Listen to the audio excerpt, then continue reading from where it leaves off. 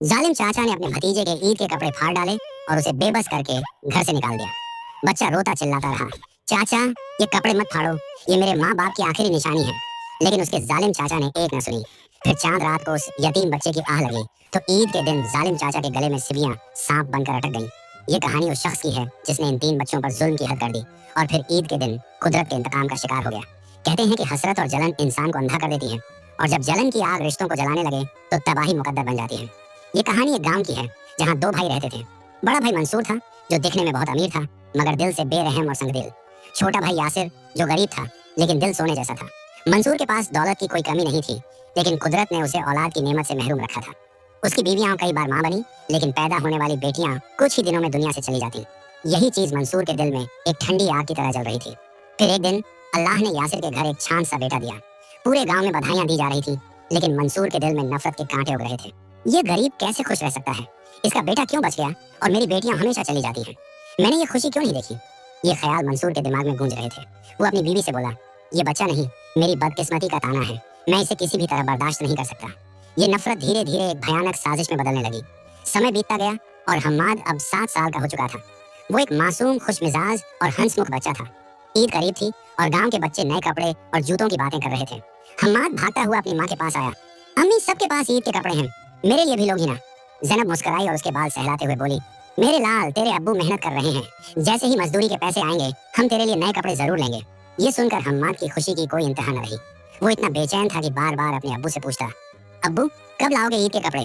यासिर ने बेटे को गले लगाया, बस एक दिन और सब्र कर बेटा, कल सुबह मैं खुद तेरे साथ चलूंगा और तुझे तेरी पसंद के कपड़े दिलवाऊंगा। ईद से एक दिन पहले यासिर ने थोड़ी मजदूरी करके कुछ पैसे जोड़े और बेटे के साथ बाजार गया। हम्माद ने बड़े शौक से सफेद कुर्ता पाजामा और सुनहरे जूते पसंद किए। उसकी खुशी का कोई ठिकाना न था। अम्मी देखो मेरे नए कपड़े। वो दौड़ता हुआ घर आया और अपनी माँ को दिखाने लगा मगर शायद किसी की नजर लग चुकी थी। अचानक दरवाजे पर दस्तक हुई। एक आदमी ने खबर दी कि यासिर का कार एक्सीडेंट में इंतकाल हो गया। ईद से पहले ही उनके घर में क़यामत आ चुकी थी। बच्चे के हाथ से कपड़े जमीन पर गिर गए और माँ बेटा तड़प तड़प कर रोने लगे। फिर जब यासिर की लाश घर लाई गई तो उसकी बीवी ये सदमा बर्दाश्त न कर सकी। उसने एक हिचकी ली और दुनिया से चल बसी। दोनों के जनाजे एक ही दिन उठे। हम्माद पर तो जैसे क़यामत आ चुकी थी।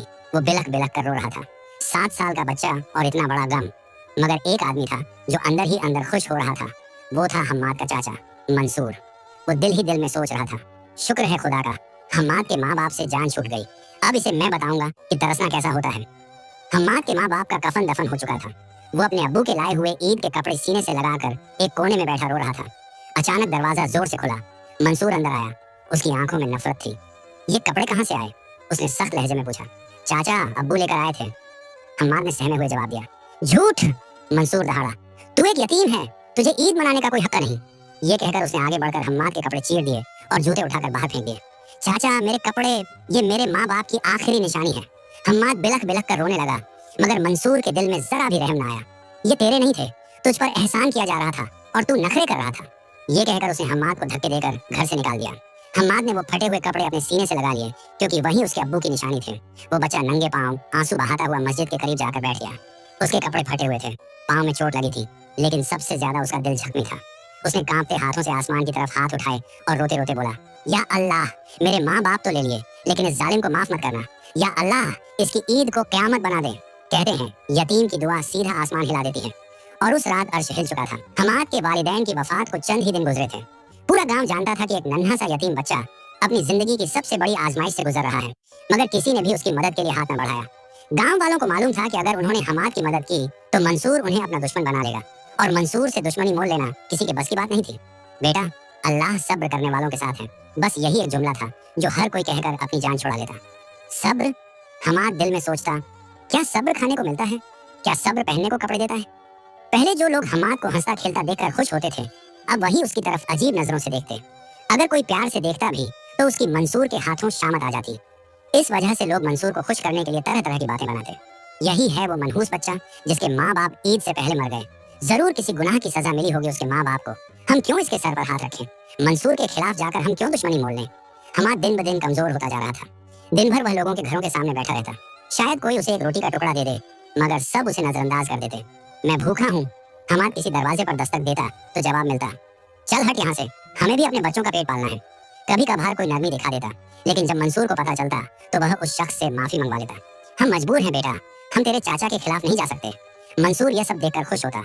वह हमाद के करीब जाकर झर में डूबे अल्फाज बोलता, क्या हुआ भतीजे, तेरा लाडला बाप तो मर गया, अब कौन तेरे लिए ईद के कपड़े लाएगा, कौन तुझे सीने से लगाकर तसल्ली देगा।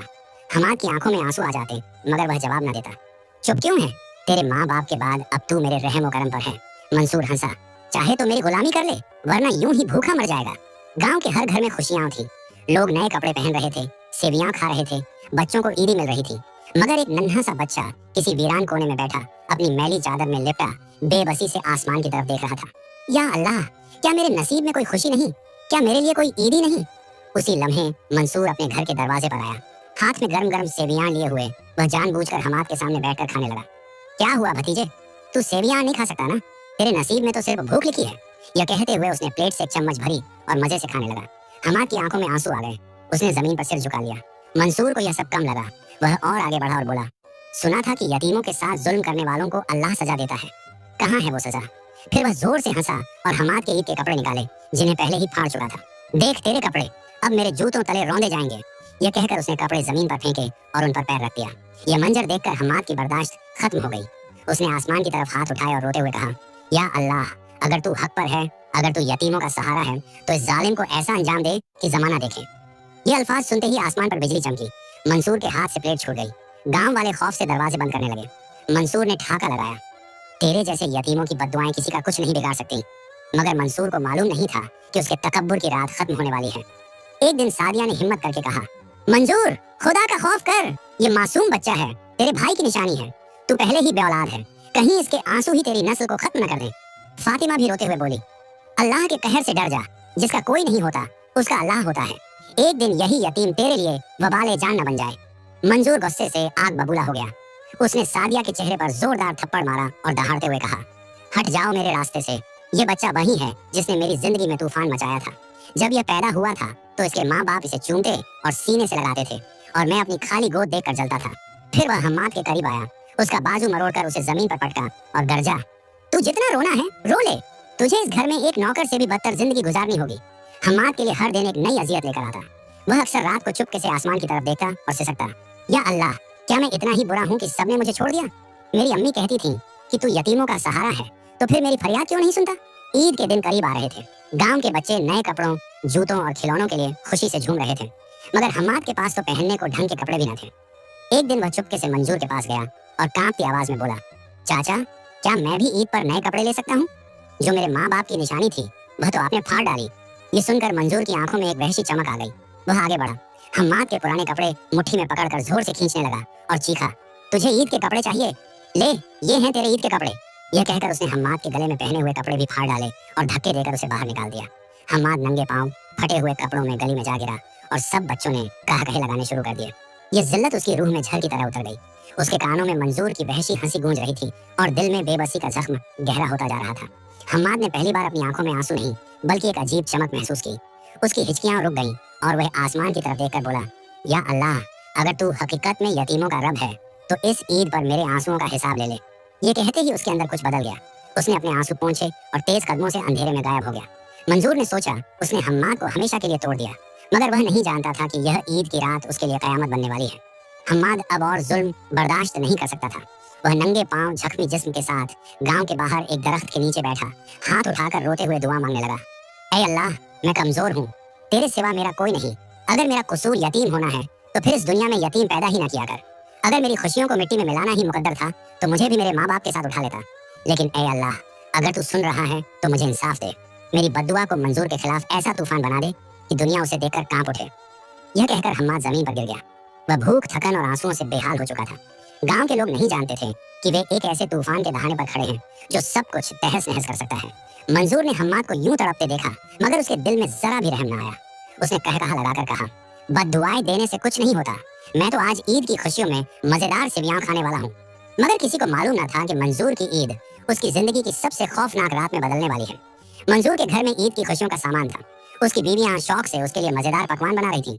दस्तरख्वान पर शीर खुरमा, रंग बिरंगी सेवियां और मुख्तलिफ मीठे पकवान रखे जा रहे थे। मंजूर शान से सोफे पर बैठा अपनी फखरियाह जीत का जश्न मना रहा था। देखा, आखिरकार उस मनहूस बच्चे को मैंने जलील करके छोड़ा।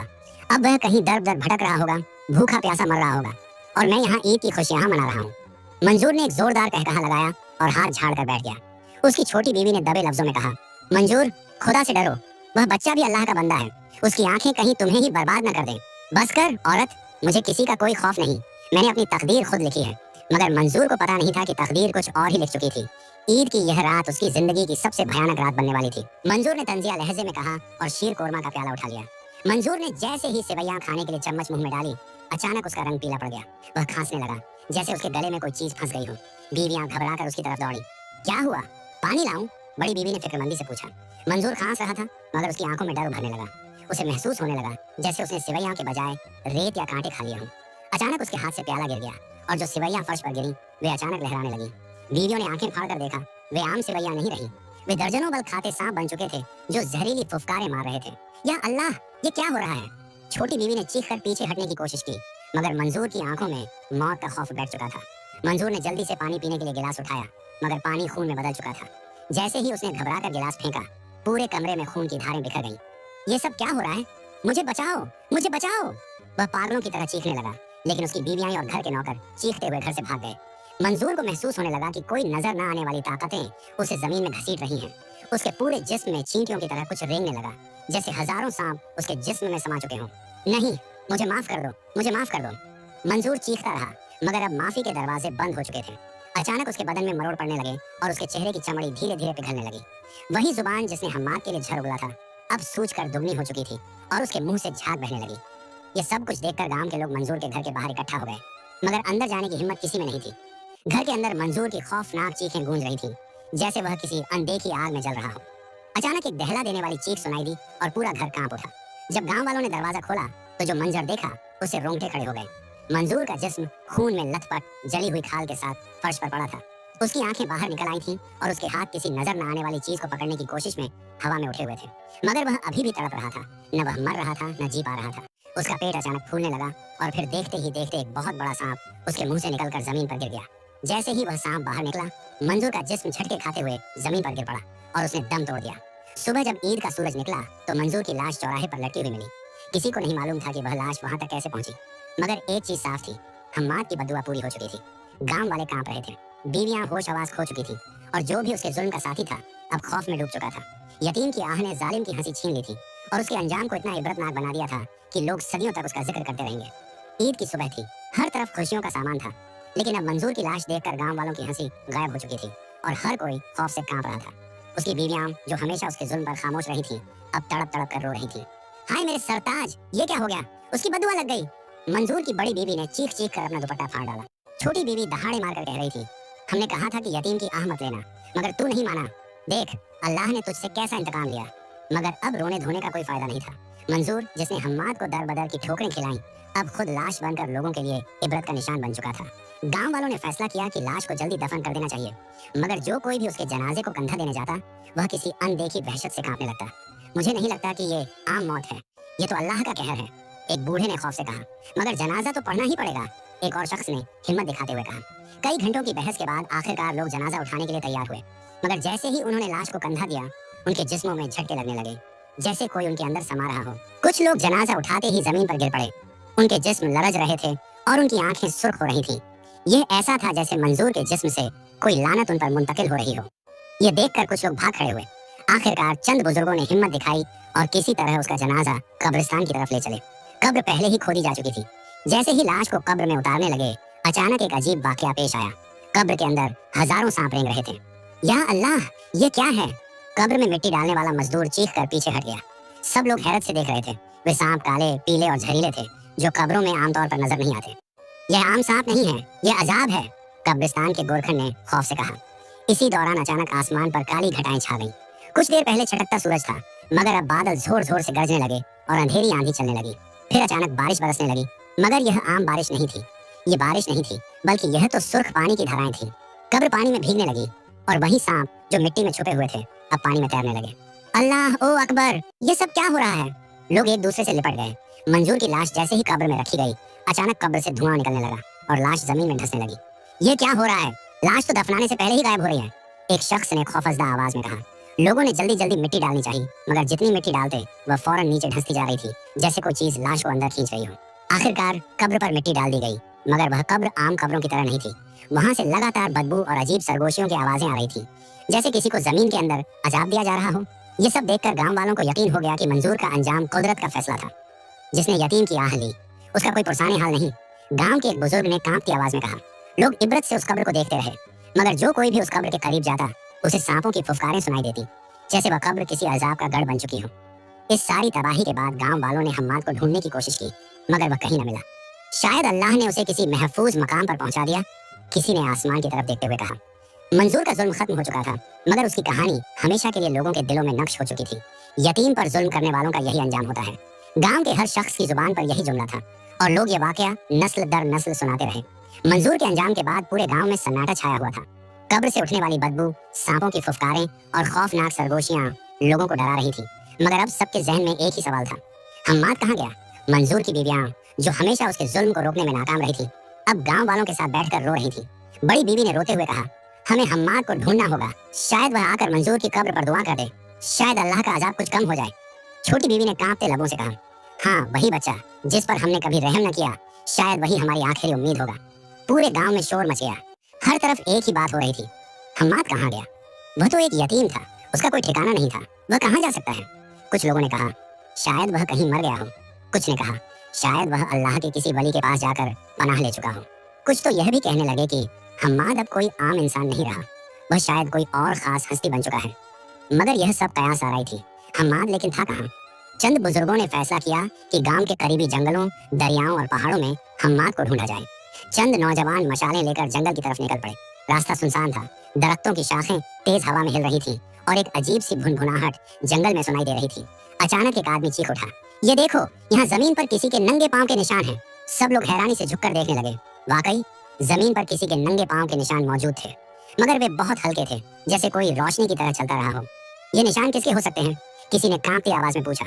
निशानों का ताकुब करते हुए वे लोग एक पहाड़ के दामन में पहुंचे, जहाँ एक कदीम मजार था। वह जगह सुनसान और खामोश थी, मगर जैसे ही वे करीब पहुंचे, उन्हें वहां किसी के सिसकने की आवाज सुनाई दी। या अल्लाह, ये कौन रो रहा है?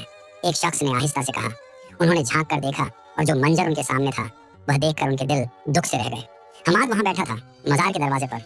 जिस्म कमजोर हो चुका था, उसके कपड़े जगह जगह से फटे हुए थे, और वह नंगे पांव जख्मों से भरा हुआ जमीन पर सर रखकर अल्लाह के हुजूर गिड़गिड़ा रहा था। या अल्लाह, मैं कुछ नहीं जानता, मुझे बस एक बात पता है कि मैंने किसी को बद्दुआ दी थी और वह पूरी हो गई। या अल्लाह, अगर मंजूर को वाकई तेरी सजा मिली है, तो मैं तुझसे इल्तिजा करता हूँ कि उसका अजाब कुछ कम कर दे। मैंने उसे बदला लेने के लिए बद्दुआ नहीं दी थी, मैंने सिर्फ इंसाफ मांगा था। या अल्लाह, अगर मुमकिन हो तो उसकी रूह को कुछ सुकून अता कर दे। मंजूर की बीवियां ये सब सुनकर झाड़ों कतार रोने लगी। बड़ी बीवी ने कांपती हुई आवाज में कहा, हम्माद, हमें माफ कर दे, हम भी जालिम थी, मगर हम मजबूर भी थी। छोटी बीवी ने सिसकियां लेते हुए कहा, क्या तू हमारी एक बात मानेगा? हम्माद ने अपनी आंखें उठाई, जो आंसुओं से तर थी, और कहा, क्या बात है? बड़ी बीवी ने हाथ जोड़ते हुए कहा, हमारे साथ चल, मंजूर की कब्र पर एक बार दुआ कर दे, शायद अल्लाह की रहमत से उसके अजाब में कुछ कमी हो जाए। हम्माद कुछ देर खामोश रहा, फिर आहिस्ता से बोला, अगर अल्लाह ने मेरे हक में फैसला किया है, तो मैं उसके फैसले में दखल कैसे दे सकता हूँ? मगर मैं दुआ जरूर कर दूंगा, क्योंकि रहम करना अल्लाह की सबसे बड़ी सिफत है।